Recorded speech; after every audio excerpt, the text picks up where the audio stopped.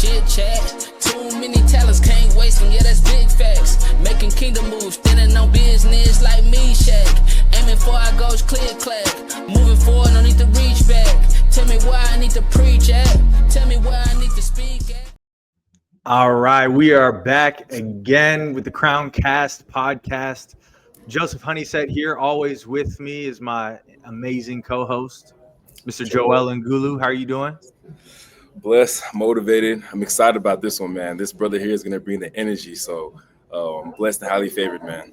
Man, this is our youngest podcast guest that we've had on our last 40 whatever episodes. And man, we're delighted to have this young brother here because we first got introduced to him about a week ago, and I heard him speak for the first time. This gentleman is 10 years old, and the first time I ever heard him speak, he made me start to tear up because what he spoke about resonated with me.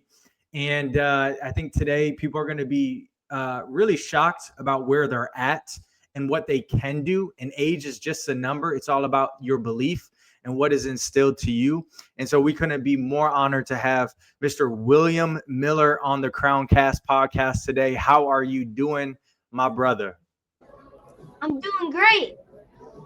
Just woke up today and I'm ready. About to get this started.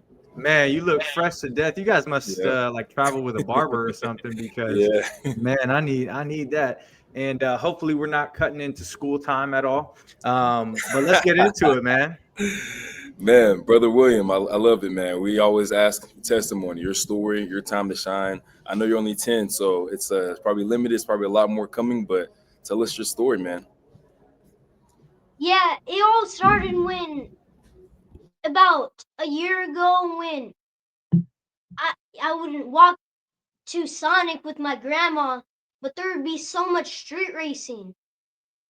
And eventually my grandma almost got hit by a car. And I wasn't happy about this. So I asked my dad, what can we do? We got to make some sort of change.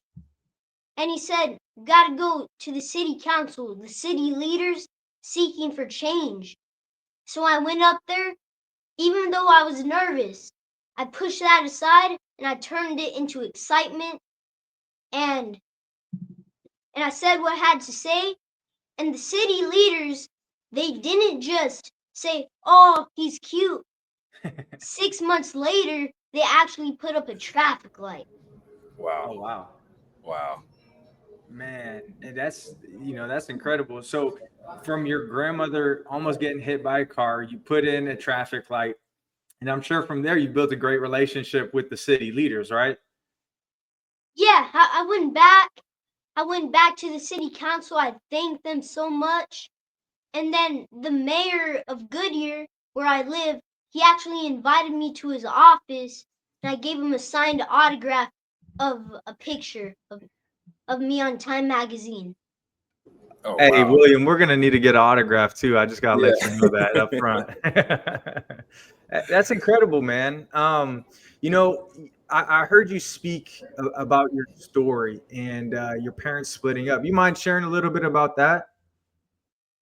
Yeah, so my parents split up when I was 3, right? I never got to see them, together in the same house. And most people, they would use that as an excuse, this is happening to me, this is happening to me, and they won't do anything. They use all this as one big excuse. But I didn't let that stop me. I kept on speaking, and I shared my message with hundreds of kids, hundreds of other people. Man, that's beautiful. Wow. Yeah, Wow. as adults, a lot of times we think that things happen to us, and like you said, man, it holds us back. We get mad, we have pride, we have ego, and we like to blame other people. But the great thing about being alive is that your life is about choices, right? and you get to determine the outcome of your life, right? And that's why some people get upset, is because they made some bad choices throughout their life that didn't equal what they actually wanted in terms of the outcome. And so, you're already starting, light years ahead of everybody else, just with being able to speak to public leaders, speaking on stage. I mean, when we saw you, there's probably about 100 people in that room, right? And so for a 10-year-old, that's incredible. Most, 40, 50, 60-year-olds, like they're so fearful of speaking in public, and you do it like you were just born for it. Where did you realize you had a gift to motivate, inspire, and speak to others? Yeah, when I was young, You're still young. But when I was younger, 4 or 5, I'm still young, but when I was younger, I had this gift. I wasn't scared of talking to grown-ups. Like, I would be in the grown-up conversation, and while all of my other cousins, my friends, they would be playing at the soccer field or something, and I would be talking to the grown-ups. I just had that gift. And I first said my first speech in front of the city leaders, and after that I realized my gift, and I got that gift from God. Amen. That's right, brother. Man, I want to know some of your heroes. I know you have some heroes that you look up to, maybe your favorite speakers, but tell us some heroes that you look up to that brings the inspiration. Like for me, personally, I love Superman and Goku. I love their morals. I'm a comic nerd, right? And so growing up, that was my inspiration to make a change because I saw my heroes doing it. But for you, what are some heroes in your life? It could be fictional or real people. Yeah, for me, it's not Spider-Man, Superman, but mine, it's my dad. Come on. Every day he would put on a suit to go sell houses. He's in real estate, and I always looked up to him. Man, he's fresh to death. He has all these cool suit-ons, and I'm like, I want to be like him. And he's such a good speaker. So I started speaking, and I would talk with my dad in grown-up conversations. And yeah, my dad's my hero. Man, that's beautiful. I'm a father of a daughter, and being a girl dad is awesome. I love that. It's a whole different dynamic from having a son, I imagine. But I think that's every father's dream is for their son to say that, Dad, you're my hero.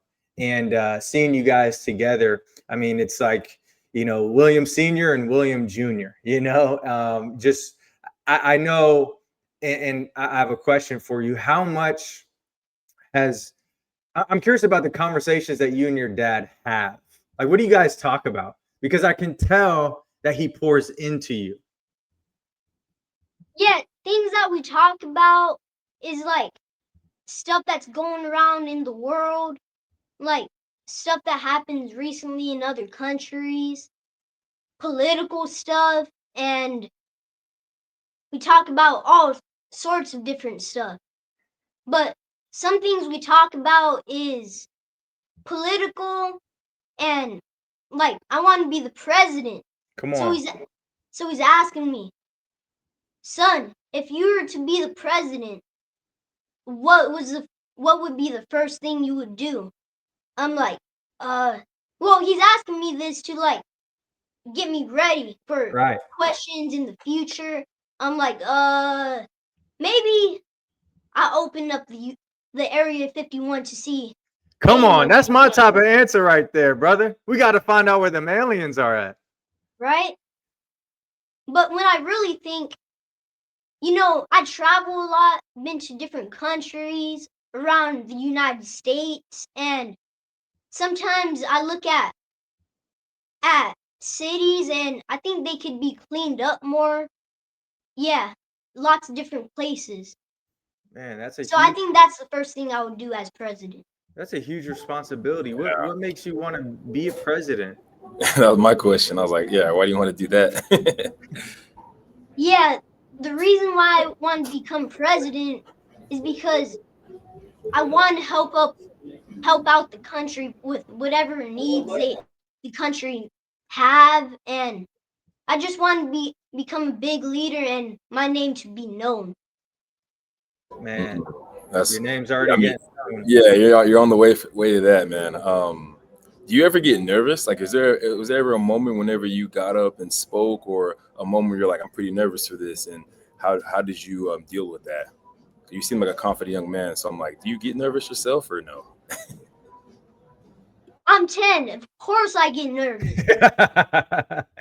Every single time I go up there, I'm like, oh, am I going to get it right? And I'm always so nervous. But I turn that nervous into excitement. And I Yeah. don't let that get in front of me. I push it aside and I go handle my business. Come on. I love that, man. I love that, Handle big dog business. Cool. Yep, I mean, big dog business. cool. What are some, let's say money was not an option, like you had limited money, what are some different businesses you would create besides real estate? You can't say real estate, but what are some business endeavors you would create if you had unlimited money?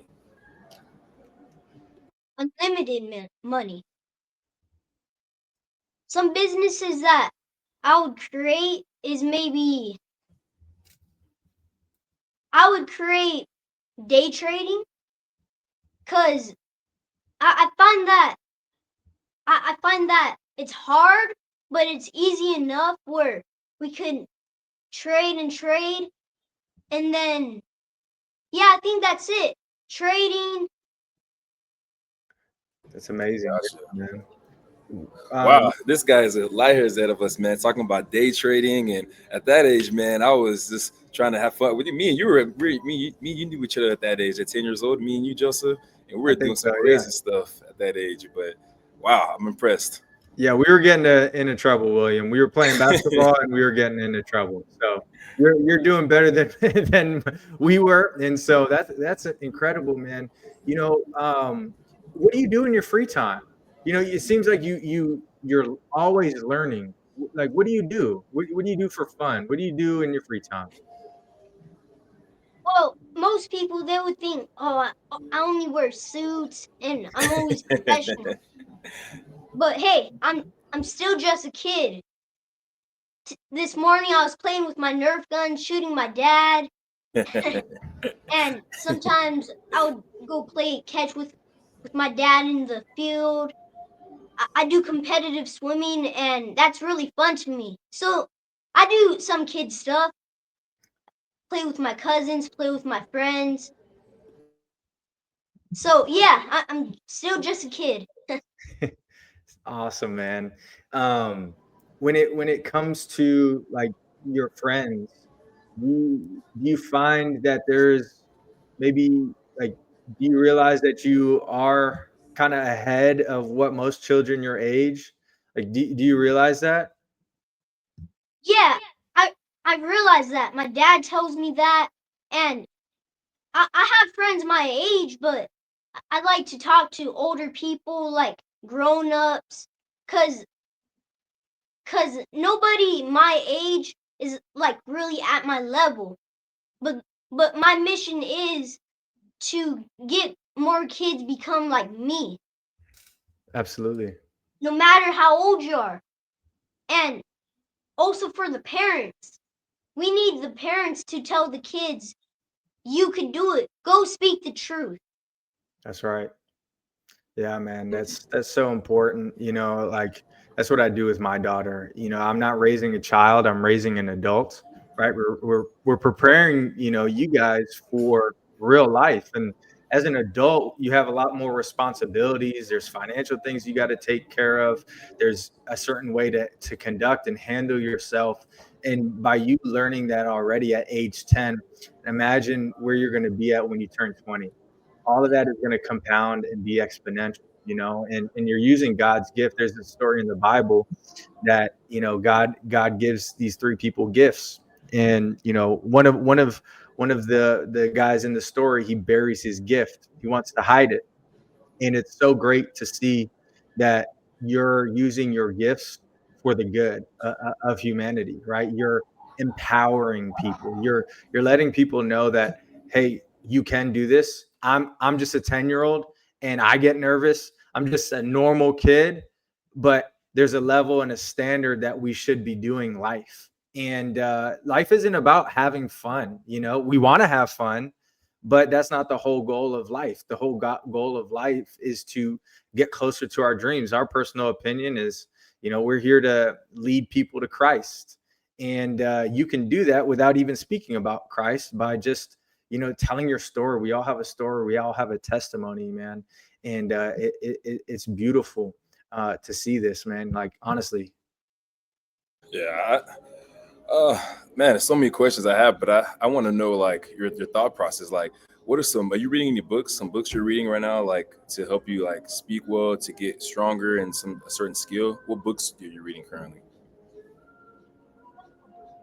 I usually read, like, have you ever heard of those I Survive books? Like, I haven't. You haven't? Mm-mm. Well, basically, I read these books because I know if I read books, I could get better at speaking, That's right. reading scripts, and then saying them out loud. And I know if I get better at speaking or reading, I'll get better at speaking too. So I usually read like random books like I Survived the 9/11 terrorist attack, or I Survived the Titanic, and those type of stuff. Wow. That's cool. Wow. What about TV shows? You watching anything like that? I know since you're still a kid, you must be watching something. Yeah. What's your favorite cartoon, William? I don't think I watch any cartoons. I figured that. I'm still just a kid, but I don't think I've ever watched any type of cartoons. That's probably the best, honestly. Some things I do like to watch. John Wick. Okay, Wow. come on. Wow. You Let's seen go. all of them? You seen all of them? Oh, yeah. They're making that new one coming out too. Yeah, John Wick Chapter 5. Yep. Yeah. But they haven't released anything. I'm like, what? Release Yeah. something. We're all waiting for it. William, outside of being the president, what is your dream? Like, when you're 90 years old and you're kind of getting towards the end of your life, what is like the most important thing that you accomplish? Of course, the most important thing that I would want to accomplish is to making my name known, that people remember me with a huge, great legacy. That I wasn't just some guy that didn't take action, that I was that guy that took action, spoke the truth, and helped others. That's what it's about, man. Helping others, right? And speed and taking action is, man, if you can understand that now and how to act fast, like, man, you're going to be ahead. Because what we do, we work with Christian business owners and we help grow and scale their business. And that's probably one of the most common denominators that I see with most business owners, even with people that we do business with, is they're slow to act. We'll send a proposal over and it'll take like 2 weeks for them to respond. Being decisive is so important. And when you can act fast and make decisions, life gets easier. You're not always going to make the right decision. But if you can act fast, you're able to find out sooner rather than later if you made the right decision or a bad decision. I used to be in the Air Force, and I was in it for 6 years, and I would actually go after guys that did the 9/11 attacks. And so much of what we did was so fast paced and it was very dynamic, and things are always changing and you had to act fast. And I'm grateful for that experience because it helped me understand how fast you have to act. And, I was dealing with, life and death situations. And so by you understanding that now and implementing that, I'm sure your dad is pouring that into you. Hey, act fast, be decisive. You're around entrepreneurs like Paul Getter and just people that are at a high level.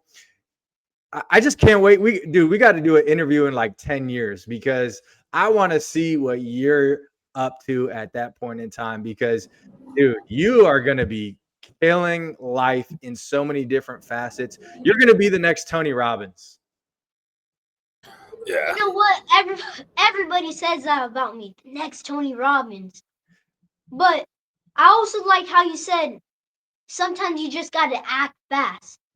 Because, you know, I make videos and I say sometimes you gotta act fast. Like it doesn't have to be the right decision. You just gotta take that chance. Cause you gotta take chances in life. And sometimes they could be good chances. You know, I had a friend, he just took a chance with a new job and he said he actually did it because of what I said. No way. And how did that Yeah. make you feel? I mean, I'm like, oh, that's awesome. But inside, I felt like, man, I am making differences. That's right. People are listening. Yep. They are, man. They are. Like I said, you impacted me. Yep. And what you said resonated with me, and I always think about that, you know. And because you know my situation is similar to yours, or my daughter's situation is similar to yours. You know, her mom and I, like, she's never seen us together. She like that's what's normal to her. And so in a father's mind, you always think like, okay, like what is my child thinking when it comes to that situation? And I mean, you're just an incredible story of hope, grace, forgiveness, and overcoming. You know, was it always like that, or did at first were you just did you like wonder why your parents split up, or you just kind of just rolled with the punches and you're like, hey, it is what it is, let's keep on moving? That's what I always thought. Like, man, this is my life, but I can't let all this just stop me. I had to push it aside and roll with it. And kept on moving forward even though there's pain inside. Absolutely. That's what it's about, man. Yeah, I love that you just mentioned that, like your friend, how you helped him one at a time. I think a lot of people, entrepreneurs, leaders, they want to change the world. They just think the big picture, but it's really just that day at a time, that one person at a time, and let God kind of grow it out for you. So I love that you're just taking action in the small things, little by little. One person, if I can help one person, that's good for the day. Next person, then God will bring 10 more people to you. If you're faithful with the least, God will be faithful with the most. And it seems like you're faithful with the least. You're focusing on that. So God's going to bring you a lot of increase. You're going to go to a lot of places, man. But speaking of that, what are some cool spots, some cool places that you've been to, you visited? You can say San Antonio if you want. I'll be happy. But what are some other cool spots that you've been to that you're like, oh, I remember this. I remember going here. This was a fun moment. This was a vacation or work, wherever. But give me some good spots you've been to, places. Some cool spots that I've been to is, so I've been to lots of places. I've been to Japan, Thailand, Italy, Jamaica, Mexico, all these different places. The list keeps on going on and on. But some of the best places I've been to is Japan and Thailand. Because in those trips, it was amazing. I saw monkeys, elephants, and I got to see the different culture. But while I was there, I realized something. You don't have to speak the same language to communicate. Like in Yep. Thailand, it was loud, super happy, colorful, super happy. In Japan, it was quiet and they're really respectful. But nobody told me that. I just felt it. Yeah. No, that's discernment. You can read the room. That's another gift of leadership. You kind of understand where I'm at. I can't act a certain way. You read the audience, and that's another characteristic of leadership, man. Do you know Jocko Willink? Have you ever heard of that name? Never heard of him. He's a former Navy SEAL, and I think you would really like him. He has an awesome podcast, but he also has a children's leadership book, And I only know adult leadership books like John Maxwell, right? Stephen Covey. I don't know if you've ever heard of those guys, but you should check out Jocko Willink. You heard of him? Well, I've never heard of him before, but my dad just showed me a picture. I'm like, oh yeah, I know that guy. I've seen him before. Absolutely, man. You got to do something with David Goggins in the future. I think you and David Goggins would go great together. Did you see my videos? Have I seen your videos? Not all of them. Seen some of them. Whoa, actually, you just read my mind because like last year I went to an Aspire event and David Goggins was speaking there. And I asked him if I could do some push-ups with him on stage. And he pulled me up on stage and we did about 40 push-ups together. Oh wow. That's awesome. You did 40? Yeah, Damn. 40. In front of like 5,000 people. Man, I that's heard good. people saying like 1, 2, 3, 4. They're like, yeah. Well, 40 is a lot, man. I mean, I know some people that work out can't do 40.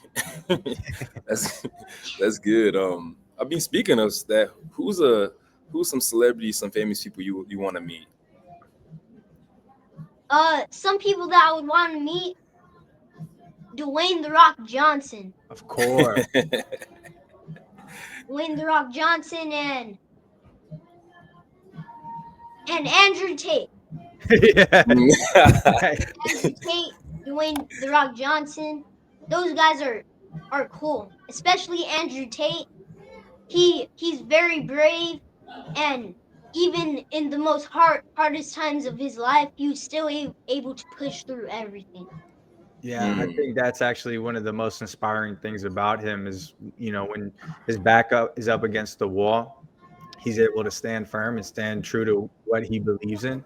And, we need to all mirror that, just like in the, after Jesus died, the disciples started to get persecuted. Right. And in the beginning, not all of them stayed true to what they were supposed to be doing, but they continued out and they started to spread the gospel. And as a believer, like, we're always going to be kind of persecuted. That's why it's so important to actually believe in something, right? If you believe in something, not what to believe in, and you know what your values are and what to stand true to. But I'm sure by the time you meet Andrew Tate, you'll probably have a Bugatti as well. But what color do you want your Bugatti to be? I like my Bugatti to be blue or orange. Not his type of orange, but like bright orange with some black stripes, something like that. Yeah, but something that pops out really well. What's your dream car, William? Is it a Bugatti or do you have a different? Bugatti. It is? Okay. Yeah, Bugatti. You shoot for the stars. I love it, man. What's your dream car? My dream car is a Mercedes Maybach. Interesting. I'm a luxury style guy. Yeah, me too. I like BMWs. So whichever the BMW 2-door one, that's a sport BMW, but that'd be my dream car. It used to be Corvette though, but we changed. William, you know what? I think you will actually meet those people just with everything that you're doing. When you're around, people like at Aspire, David Goggins, how does that make you feel? Do you get nervous? Do you get starstruck when you meet these people, or do you just look at them like, hey, they're everyday people, they're just like me? What is your thought process in that? Yeah, exactly how I think of it. They're just everyday people, but everybody loves them. Once I go up on stage with them, I just do my business, talk with them, pick up game, and never really get so starstruck or anything like that. That's right. Yeah, they put their pants on just like you and me every single day. They're a little bit more successful. They're a little bit ahead than we are. Doesn't mean that we can't catch them at all. What you talked about game. What game have you learned from other people? Like, what's the most most valuable thing that you've learned from being around these top tier entrepreneurs, these celebrities, so on and so forth? Some of the most stuff I've learned from all these people is from Paul Getter. He was talking about, hey, if you have friends and they've already given up on their dreams, then it's okay to hang around with them, but don't hang around with them that much, because they're going to do mostly everything possible just to take out your dream, rip out your dream. That's right. Do you know why that is? Say it again? Do you know why that is? Why? Do you know why they want to, rip and tear down your dream? Well, the reason why they want to tear out your dream is because since they already gave up on their dream, they don't want to see you achieve. They'll be jealous, and they think, oh, it's impossible. So let me just try to knock them off track. Hey, stop trying because it didn't work for me. I already gave up on my dream. Yep, that's right. They don't want to see you achieve. Because every time they look at you, they will be reminded that they are just like you and you are just like them, and they had the same choices in life, but they didn't let excuses get in the way of those choices and those decisions. And that's why, man. And so keeping a circle tight, I know your dad is by your side, right? And the more tight knit circle you have, man, the greater it is. You're not supposed to have a whole bunch of friends. I don't want 100 friends. I got probably 3, 4, 5, maybe like best friends, and I call them my brothers. I don't have friends. Like, friends are acquaintances to me. Everybody else is a brother. Like that's what it is. Like Joel, that's my brother. Like, he's not my friend. That's family at this point, and so yeah, your circle is everything. Yeah, I mean, yeah, I appreciate you, Joe. You're my brother too. But I want to know, William, like, how do you time manage? Like, there's a moment you have to. There's school, there's friends. You gotta read. You gotta prepare for the next speaking engagement. Can you tell me like some routines you do like every day? Like, do you have a routine already, or how do you time manage your time? Or, I mean, yeah. Like, manage your time, make sure everything's on track. Yeah, like for example, if I have to go to school today, I have to practice my speaking, I have to read my book, my friends want to play. How do you do all that in one day, and how do you like pick and choose which ones to do? Well,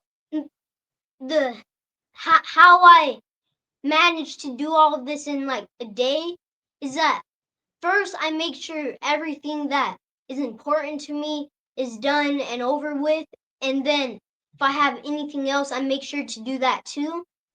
And then at the end of the day, I'll make some time to play with my friends, my family, and all that stuff.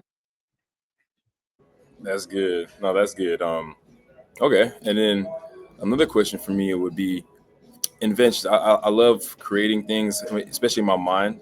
For you, especially being 10, what is something you'd want to invent? If everything was possible, there's no limitations. What's something you would want to invent? It could be a product, it could be a service, it could be a new business idea. But what is some invention that you've thought about? Like, oh, I wish I could invent this. What is something that you have? Time travel. Where would you go? Yeah, Where's the why first time place travel? you'd go? Well, if I had time travel, hopefully it's cheap. But if I created it, then I can let myself go anywhere.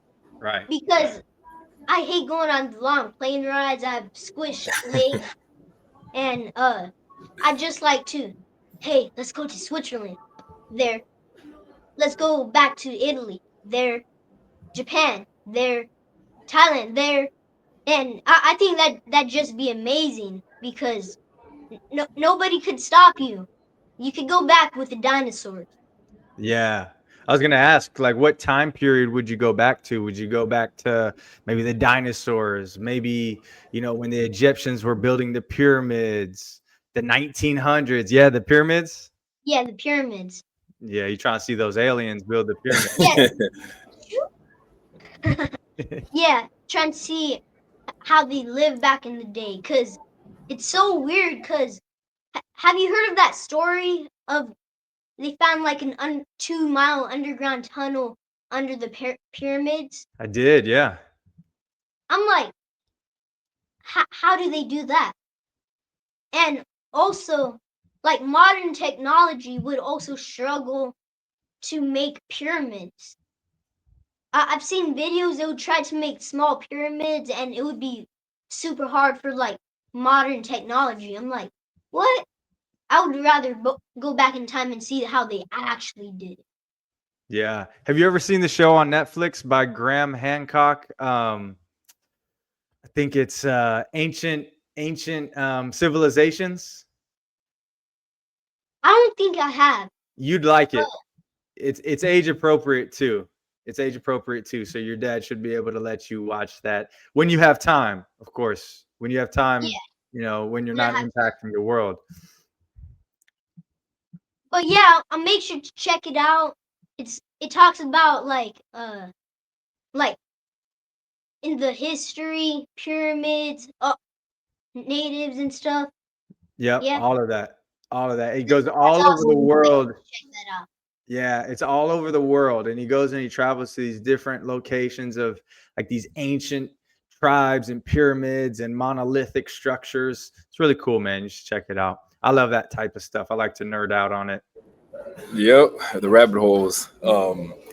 Man, I had a question. I just had a brain fart, Joy. Go ahead. I got a question. William, if you had one message to the world, what would that message be? One message to the world would be, hey, no matter your age, no matter how old you are, you could do this. And don't let anything stop you. Don't let somebody say a word and it knocks you off track. Always keep on pushing forward. And if you stay ready, then you don't have to get ready. And don't let anything stop you. That's right. Don't let anybody steal your dream. Nope. I love it. What's the hardest thing you've ever done? What is something you've done? You're like looking back now. You're like, that was so hard, but I'm happy I did it. I completed it. I'm stronger for it. And it could be anything. It could be anything from playing with friends, you speaking, you in school, anything. Something that you know that was really hard, but you got through it. Some of the things that was really hard with me is like a couple weeks ago I signed up with the high diving team. And I'm like, I've never high dived in my life. And in the first practice, they would have me do like just little jumps off the small board. And then they finally had me go up like the 10 feet tall board. I'm like, when I looked up, I looked down, I'm like, and I didn't think I would be able to jump off. But I pushed through it anyway. I jumped off, and then it was less scary than when I did it the second time. Then my coach said, because of all your bravery that you did, for a first time beginner, that's the farthest a beginner has ever gone. Man, you're so brave. That he's ever seen. Yeah. So Fear. No, go ahead, Joe. So coaching is so important. Joel and I, we both played basketball growing up, and a coach was instrumental in our growth and our development. And I'm sure you're talking about your dive coach, but talk about even your dad. He's somewhat of a coach. He's a guidepost to walk you through life. How much has that helped you? How much has coaching helped you in the 10 years of life that you've gone through up until this point? The coaching from my dad from all the 10 years that I've lived through, I mean, he helped a lot. He's somebody that I trust, somebody that I love, and I make sure to listen to all the lessons he ever tells me because he's lived through more stuff than me, and I make sure to listen carefully. And yeah, he's the best coach ever. I'm like, most people ask me, who coaches you? I'm like, just my dad. It's my Just my pop. dad. Yep. William, do you ever get in trouble? Like, do you go to timeout? I was gonna ask that later. Well, sometimes, but not really big. Like, I go in my room, get a timeout. No, not really. But sometimes I would be like off the behavior, and my dad would let me know, like, hey, get back on behavior, and then that'd be it. Yeah. When you're in a bad mood or you have a bad attitude, what do you do to get out of that? Well, first of all, I never really get a bad attitude. I'm always positive mind. But if sometimes if I'm tired or I'm not really into a mood, or I'm tired, like stuff like that, I'd usually jump in the pool, get my blood flowing, do push-ups, and then I'd be awake and back into a good mood. There you go, man. Have you ever done a cold plunge? Like an ice bath? Have you done that? I've never done that before, but I That'd be a good challenge. recommend it. I That'd recommend be a good it. challenge for you, for sure. I hate them. All right. Joel made me. How long did we? Was it 5 minutes? 5 minutes, yeah, 5 minutes. He made me sit in an ice bath for 5 minutes. The water was 42 degrees, and I think you and your dad should do that, and you guys should make some content around it. It'd be a good challenge, man. Yep. It'll definitely test your mind and your limitations within your mind, because it all is just, it's a mindset.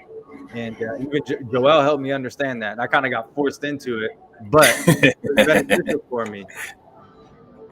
yeah, I think my dad did it a couple of times, but I've never really done it.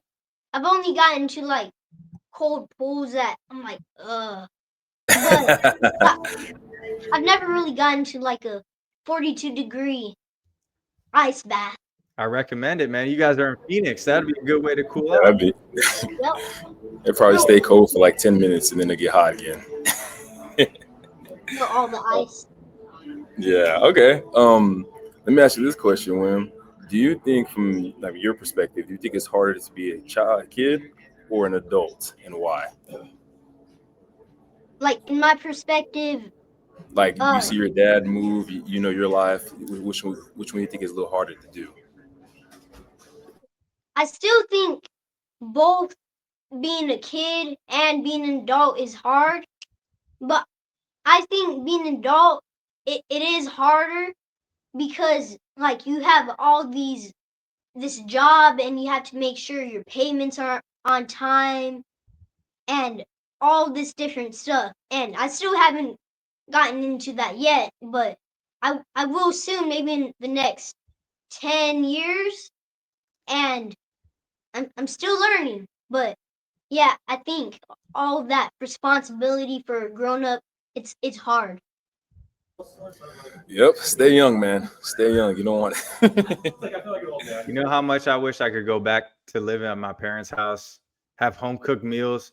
William, you don't understand how good you have it. You have somebody that cooks for you, that has the whole game plan. They drive you everywhere. Man, it's a blessing. Enjoy it. Be where your feet are at. Joel, you have other questions?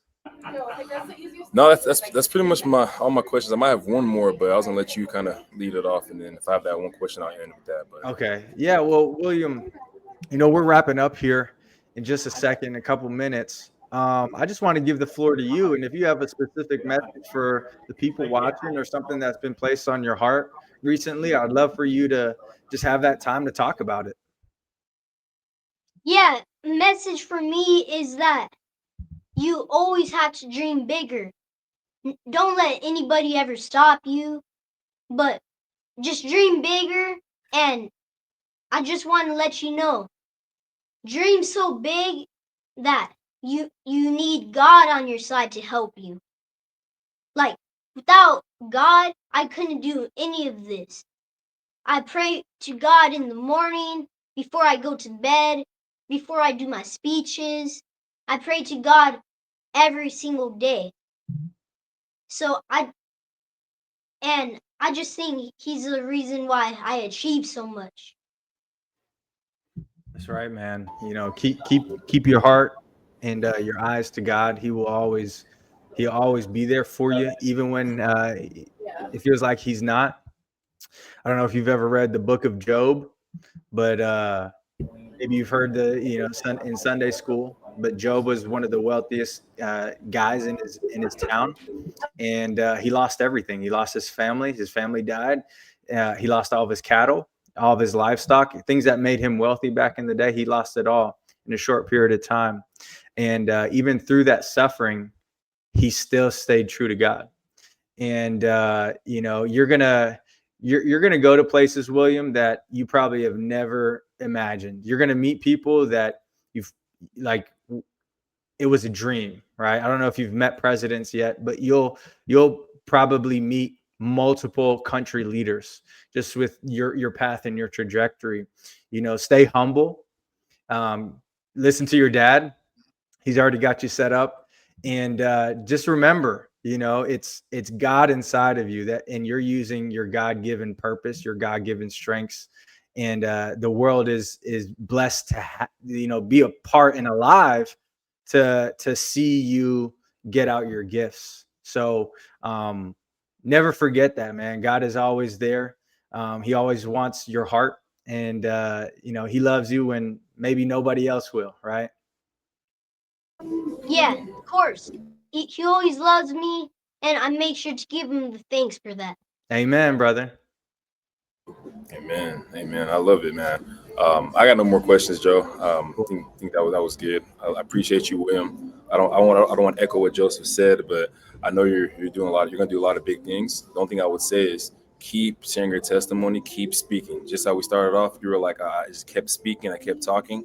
You keep doing that, man. The world needs more speakers. The world needs people that are going against the grain, and that's what you're doing. You're going against what the world wants you to do, and so keep doing that. But keep speaking, keep sharing. It's gonna open up a lot of doors for you. And I'm just blessed to be a part of your life, man. Even if it's a small scale, one day I'll be getting your autograph. Just remember me, and we'll go from there. But yeah. Whenever you're president, we want to be on the campaign trail with you, brother. We want to support you. 100%. William, do you have any speaking events that are coming up that people can go and see you speak at? Maybe you want to talk about your Instagram or any other platforms that people can follow you and follow your journey as you go through life. Yeah, my next speaking event is in California. It's with Paul Getter once again. And people that want to see me and be more like me, you could get my courses. They're not ready yet, but you could get my courses and you could try to figure out how you can be more like me. Awesome. And we'll go ahead and make sure we link your Instagram and your socials here in this podcast. That way everybody can watch this and then go directly to following you. How we normally end our podcast, we like to have our guests say a prayer and pray us out. Is that something that you'd be open to doing? Is just saying a quick prayer? Awesome. Yeah. Let's get it, man. Cool. Let's do it. Dear Heavenly Father, we're thankful for everything you give us. Thankful for all the blessings you give us, all the opportunities.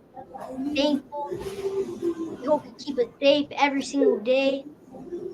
Thankful for all of our family members that we're able to keep to be safe. We say these things for your name, Jesus Christ. Amen. Amen. Well, William, honestly, it's been an honor. And I'm not just saying this because we're recording it. It is an honor to have met you in person, to do this with you. And you got our best wishes, and we're in your corner. We're rooting for you, brother. And we'll go ahead and wrap up the episode here. Thank you so much for everybody for watching, and we'll see you next time on the CROWNEDCAST Podcast.